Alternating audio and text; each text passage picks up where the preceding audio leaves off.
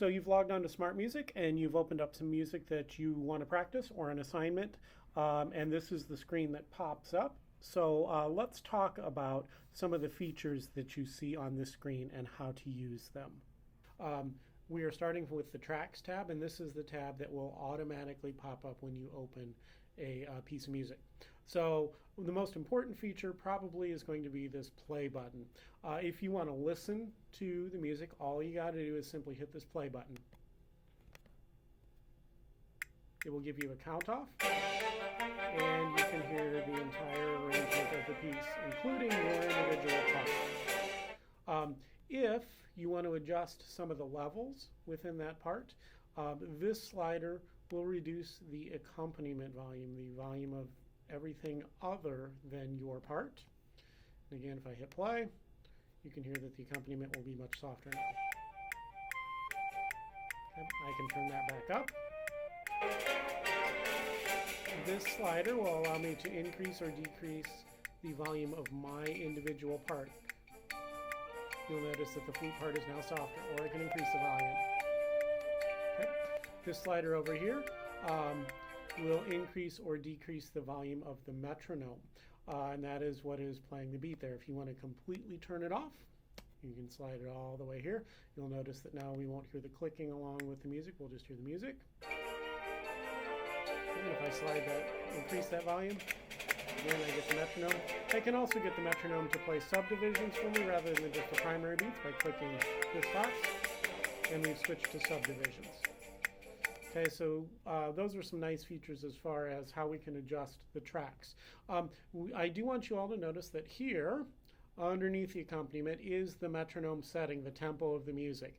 In this case, it's 151 beats a second. 151 beats a minute, not a second. The plus and minus here will give you the option to alter the tempo. So you can speed up and slow down the tempo. Say 151 was too fast, I'm going to hit the minus, and I'm going to slow down to 130. You'll notice that this is going to be noticeably slower. Okay, and that's a great tool to use if you are practicing and the music is initially too fast. So this play button can be used to simply practice through your parts. Okay, if you're ready to record your part, you're going to hit the red button, and it will do the same thing. These features will work the same, and the red button will allow you to record what you are playing, and it will show you where you have made mistakes. Incorrect notes will show up in red. Correct notes that are played at the wrong time will show up in yellow, and correct notes that are absolutely correct and played at the correct time will show up in green. Okay, the one thing I do want to mention while you are playing, especially if you're recording, it is very important to use headphones to listen to your part. Otherwise, the microphone on your computer will pick up what the computer is playing and will mark notes incorrect that are not, in fact, incorrect. So that is important. When you do hit the record button, it will ask you to select what type of microphone you are using. If you are playing a wind instrument, a string instrument, or singing, you want to select the melodic through microphone. If you are playing a percussion instrument, you want to select the percussive through microphone. And then you're going to hit select this mode and device. And then you will then be able to go ahead and record. It'll test your microphone. My microphone is good, and then I will have the option of recording, and now this would record for me. Okay, and I'm going to go ahead and stop it there. Let's take a look at a couple of the other tabs at the top of the screen. The My Takes tab up here is one, this is where your recordings will be stored of this particular piece. So if you've made multiple recordings, this is where you will find them. You would click this little arrow here, and any takes that you had recorded would show up here. This allows you, if you're doing an assignment to submit to your teacher, to select your best recording and select that to send to your teacher.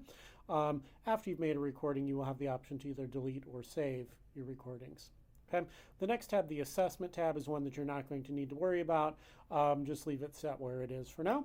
The Loop tab is a really cool practice feature. This allows you to select a section of music to practice over and over again if it's a section that you're having trouble with. So let's say I'm having trouble with these two measures. What I'm going to do is I'm going to select the Loop tab, hit Set, and I'm going to drag these cursors to the spot I want to practice. In this case, it is these two measures.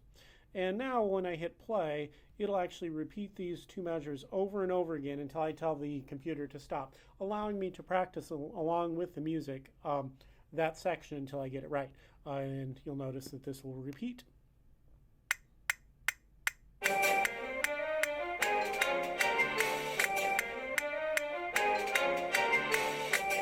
Okay. The other option I have here is I can click this use count off between loops, and what this will do now, since this is set at 4, I can change the number up or down if I would prefer. It will play 4 beats in between each loop. So it'll loop through 4 beats, loop through again, and it works like this.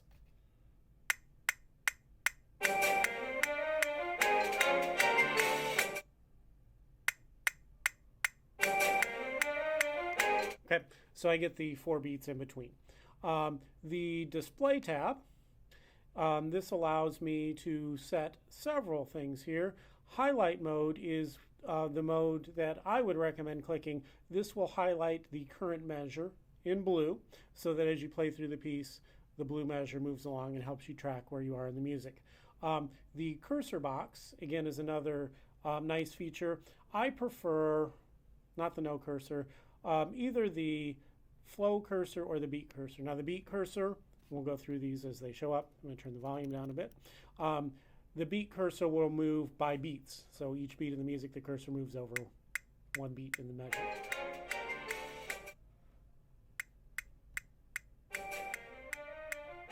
Okay.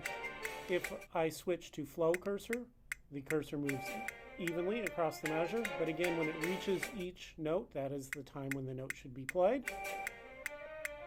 Note cursor will have the cursor move when you are to change notes.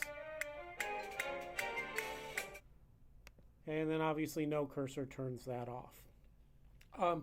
The final tab at the top, the print button, many of our titles in Smart Music you are able to print.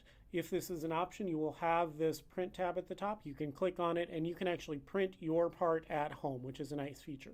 One of the other cool things about Smart Music that I want to address here in this particular, the music section of this screen, if, for example, this first note of the song, you don't know what it is and you don't know how to play it, I can click on that so that the note is highlighted.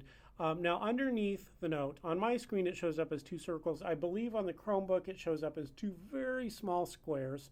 I can click on the icon on the left and that will show me the note name and the fingering for that note on my instrument. So it will tell me exactly how to play it. The icon on the right will play the sound of the note for me so that I can get a feel for what that's supposed to sound like. So those are just some of the cool features in the playback screens of Smart Music, and hopefully this has been helpful in showing you how to navigate these screens.